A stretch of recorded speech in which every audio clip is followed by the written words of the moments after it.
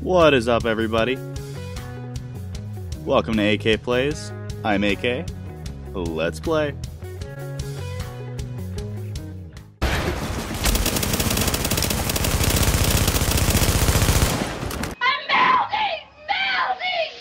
Alright everybody, so today I've got a really fun build for you. So I had an idea and it actually panned out. So I wanted to make an SMG build that had the accuracy and stability that it could actually beam like an AR and still maintain a good amount of damage, which I think I kind of succeeded at. So here is the build and how it turned out.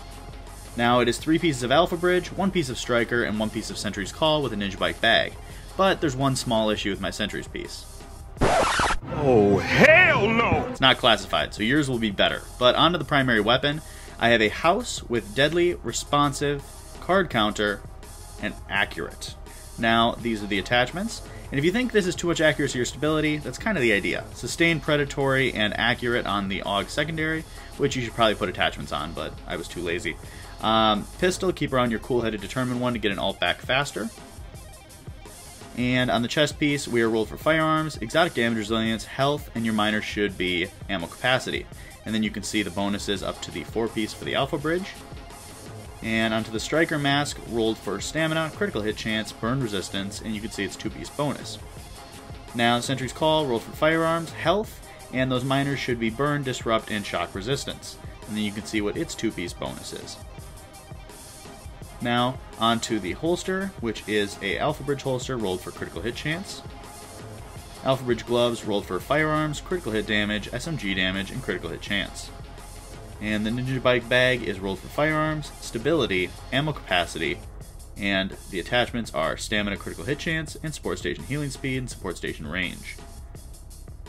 On the holster, you can see we have support station healing speed, and on the knee pads, you can see that we have firearms, critical hit chance, and support station healing speed.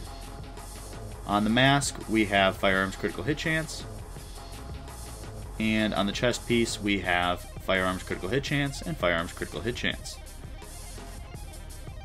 Now, if we look at the fun stuff, you can see we're at 50% critical hit chance with 113 critical hit damage, good headshot damage, 57% accuracy, and 39% stability. Now, our range is still at 17 meters, which means that and I tried optimal range and it really doesn't extend that very much. You can see our skills. We have a booster shot for more damage and resistance. Our support station, which is going to try to be our main healing object since we have to leave it on the ground to get a full pop. And recovery link for solo, blue if you're on a team, a survivor link. Our talents, you can see we have on the move, precision to get us to max crit chance, critical save, and combat medic. You can also switch out to adrenaline if you have a teammate that's pulsing, or you can switch to adrenaline and get rid of combat medic if you have no teammates if you're running solo. I found that steady hands wasn't really necessary with this much accuracy and stability, but you can see that's the build. Now, it is unbelievably accurate. Making it so accurate is what brings my aim point in, so if you can see before I start shooting with this house, that the aim point is very, very small. On that first target, it's just inside the headshot box, and on the second target, it's completely in the torso, and on the third target, it is just outside the torso. And stability is obviously what's keeping it from going all around, but obviously I'm on an Xbox controller. I'm sure a PC player would have no issue keeping it on target either. But the main thing for this is the accuracy, because it's keeping all those shots in such a small area that they're all hitting very close to that relative center of the aim point. Now, hitting more shots like this is very, very powerful. It feels like I can beam with an SMG. Now, obviously, you're not going to be beaming from 25 meters. You're outside of your optimal range. But within your optimal range of 17 meters, you will hit way more shots than somebody that isn't built like this. And having the high firearms that we have, you're going to be able to still do notable damage, even though you're not stacked into other damage things. Now, within your 10 meters for responsive, you're going to be doing your most damage while still having great accuracy. But if you're saying, hey, I want to be really close to my max optimal range of 17 meters, then maybe you should ditch responsive and use something like unforgiving. Either way, I like the way that it's built like this because I find that most of my fights, even with this long range house, are going to be within about 10 meters. And the accuracy is really just helpful when you're getting headshots or when you have a very small target area like someone hiding behind cover, and it really, really works. I have enjoyed this build thoroughly. Now, I don't think this is going to be taking over as your DPS build. However, this is definitely something to consider and try out, and depending on what you're fighting against, it might be something to kind of keep in your arsenal. Now, I enjoyed it. I ran it for 2 days straight, and I've really had fun with it. It was very successful, and as you can see on that shot there, I had a very small target window to try to get my shots in, and it actually worked. So either way, it's been a lot of fun, and it's really, really accurate. The damage still is there because I feel like I'm not getting rid of a whole lot of damage other places. Now, obviously, the Alpha Bridge extra talent, I could probably have something that gives me more damage there. But other than that, the only things I'm really giving up are going to be a little bit more survivability, like having a health roll on my backpack, or really, it doesn't feel like I'm giving up too much. It feels like I'm still maintaining a good amount of damage while making this a very, very accurate and stable SMG build. And it does feel, especially in the Dark Zone, like I have a little bit of an AR. Now, obviously you're not going to be able to out-beam AR builds, especially outside of 17 meters.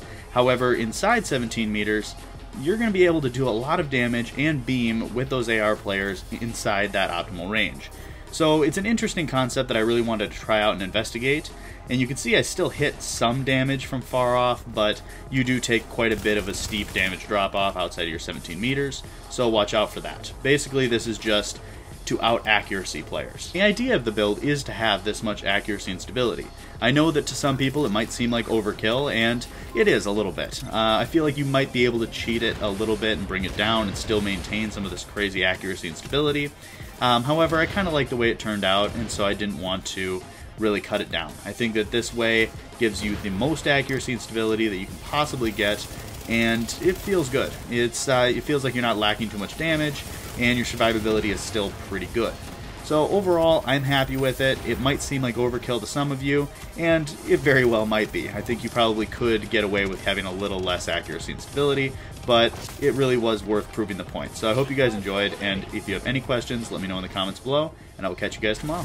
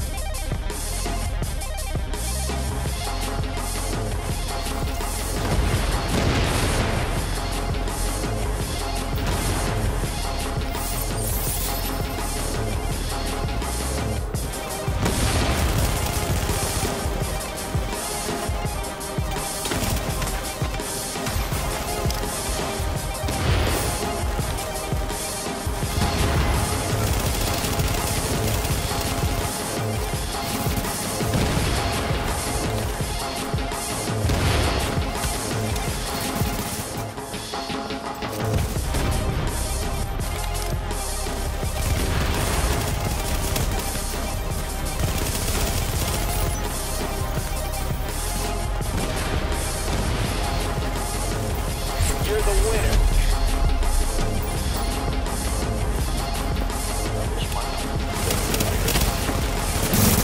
Has gone rogue.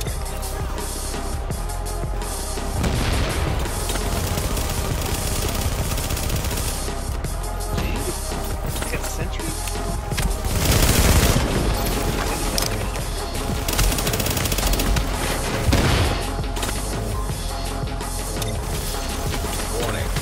Protocol has been activated for a nearby agent.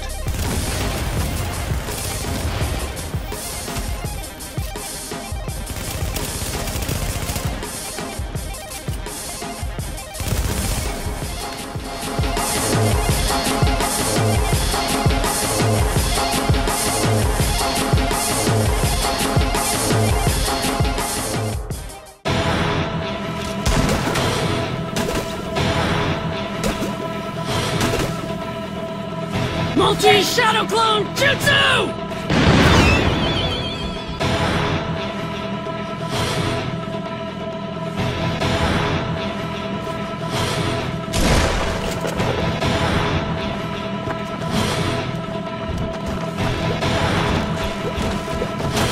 surprise!